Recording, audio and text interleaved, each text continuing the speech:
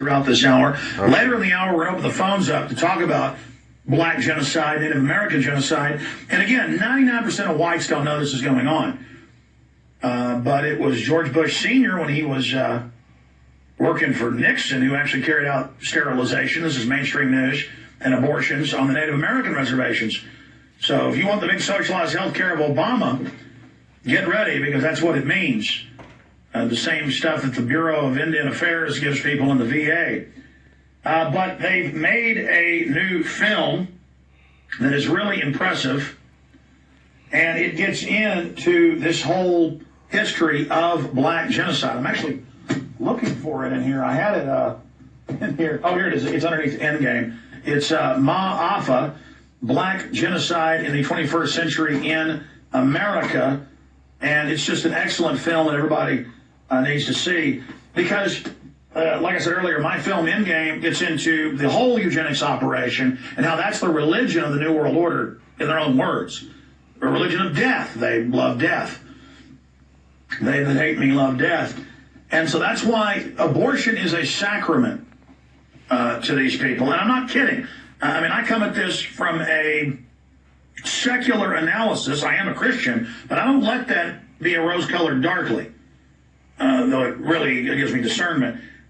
I look at things just coldly and analyze the history.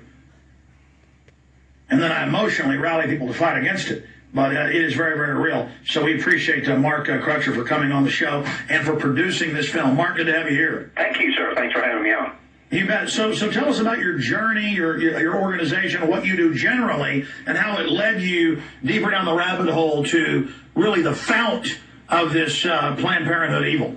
Well, we're a pro-life organization, as you know, and we do a lot of different pro-life things. We do a lot of undercover work. You may have be familiar with some of our work exposing the trafficking of baby body parts, how the abortion clinics chop up the babies they kill and sell them for parts. Yes, I want to talk about all that. I want to, many times meant to have you on, and for some reason it never happened. So this is hopefully the first of many interviews. Yeah, tell us all about it. Well, that's it, Nusha. I mean, that's a whole show by itself. But basically, that's another profit center for the abortion lobby is to chop up these babies and sell them for spare parts. And it's a fairly profitable endeavor that they've got going. We have no idea how large it is. We know it's still going on.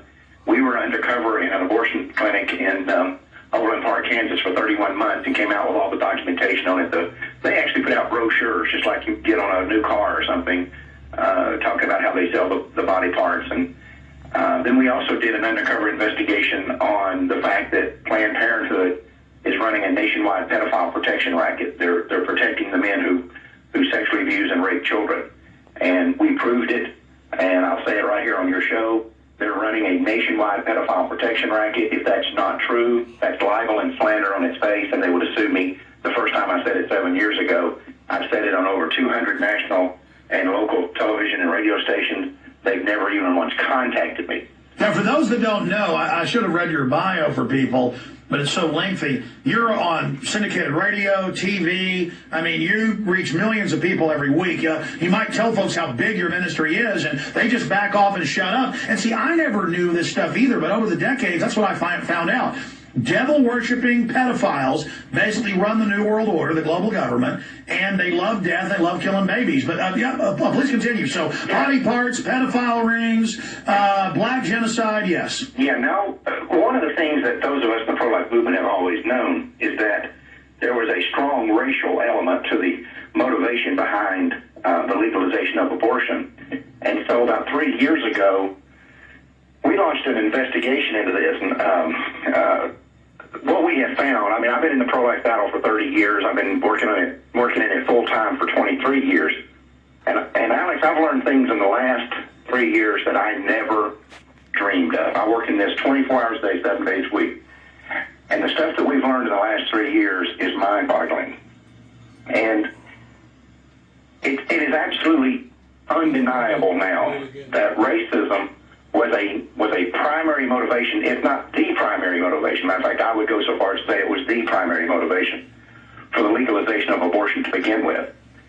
And what we did is we went back, and as you've seen in the DVD, we actually start at the time prior to the end of slavery, when not all white people, and not even all wealthy white people, but a certain select group of super wealthy white elitists began to wonder what was going to happen, or actually worry about what was going to happen when the end of slavery came, because they saw it was coming. And we're talking about in the late 1700s, early 1800s, and up until the mid-1800s. These people clearly saw that the end of slavery was going to occur one day. They didn't know when, but they were very alarmed at what was going to happen. And not from the standpoint of insurrection, which is what a lot of people